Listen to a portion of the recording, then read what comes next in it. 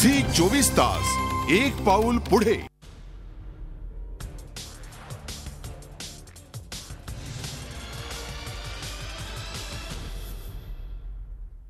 नमस्कार, मी भूषण कर्णिकर। झटपट बातम्यांमध्ये आपलं स्वागत। राज्य, देश, विदेश, क्रीडा आणि मनोरंजन विश्वातल्या बातम्यांचा आढावा घेणार आहोत। झटपट सुरुवात करूयात राज्यातल्या काही महत्त्वाच्या बातम्यांपासून।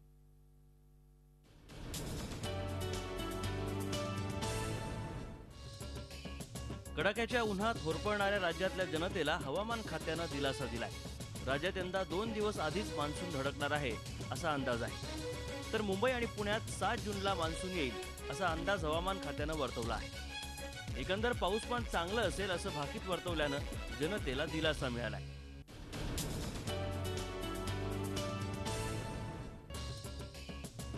गेल्या 2 दिवसांपासून बुलढाणा जिल्ह्यात वादळी वाऱ्यासह झालेल्या पावसात वीज पडून 5 जणांचा मृत्यू झालाय। खामगाव, नांदुरा, जळगाव, जामोद तालुक्यात वादळी वाऱ्याचा फटका बसला। वादळी वाऱ्यामुळे अनेक घरं आणि शाळांवरचे पत्रे उडून गेले। नुकसानीचे शासनानं पंचनामे सुरू केले आहेत।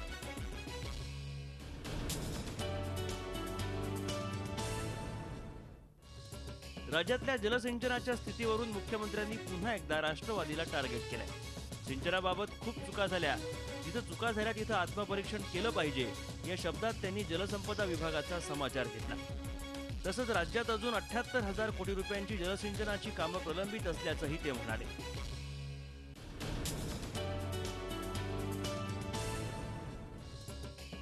राजकीय इच्छाशक्तीचा अभाव आणि लालफितीच्या कारभारामुळे बदलापूर जवळील MIDC बारवी धरणाचा उंची वाढवण्याचा प्रकल्प गेल्या 16 वर्षांपासून रखडलाय।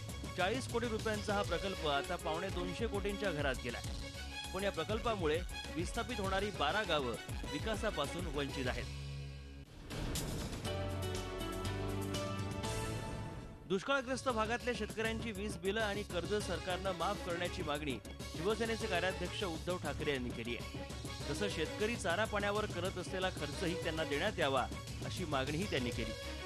शरद पवार हे केंद्रात मंत्रीपद भूषवत असून त्यांनीच मदतीची मागणी करणं हास्यास्पद असल्याची टीका उद्धव ठाकरेंनी केली आहे।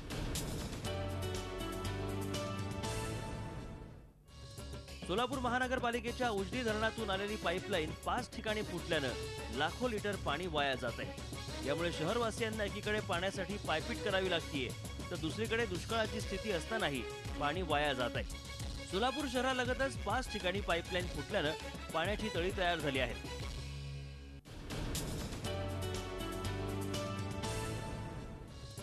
CBSEच्या पुस्तकात असलेल्या डॉक्टर बाबासाहेब आंबेडकरांच्या वादग्रस्त कार्टूनवरून आता नवीन वाद जन्माला आलाय। या प्रकरणाचा निषेध करण्यासाठी ठाण्यातील रिपब्लिकन पक्षाच्या कार्यकर्त्यांनी आंदोलन करत कपिल सिब्बल यांचं पोस्टर जाळलं। यावेळी त्यांच्या विरोधात घोषणा देत त्यांची मंत्रिपदावरून हकालपट्टी करावी अशी मागणी कार्यकर्त्यांनी केली।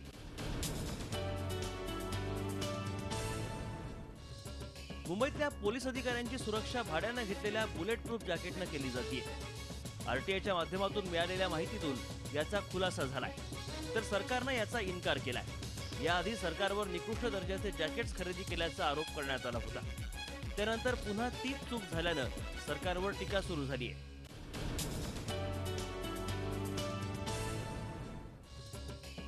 नंदुरबार जिल्ह्यात एका कुटुंबाला गावकऱ्यांनी डाकीण ठरवलं। गावात झालेल्या 3 मृत्यूसाठी वसावे कुटुंबाला जबाबदार ठरवत त्यांच्या मुलावर विषप्रयोग करण्याचा धक्कादायक प्रकारही करण्यात आला।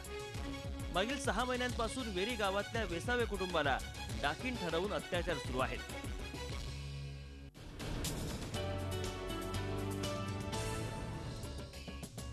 वसईत आज विजयोत्सव साजरा केला जातोय।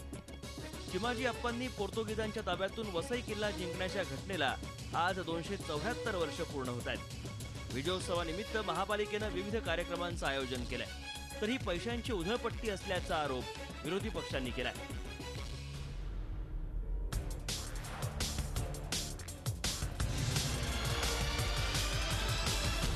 झी 24 तास एक पाऊल पुढे।